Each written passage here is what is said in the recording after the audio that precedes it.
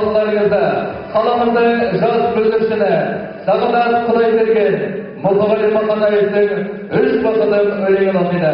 Қарсы алыңыздар.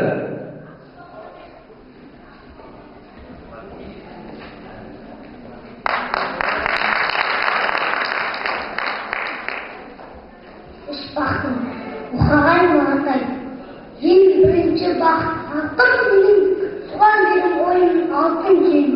Ол бар болса, мен бар, қол болайын, матырақ алтыннан марқым менің.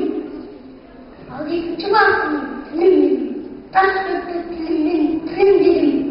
Кей-кейде тілмедім түңілсін де, қасиетті тілімнен түңілмедім.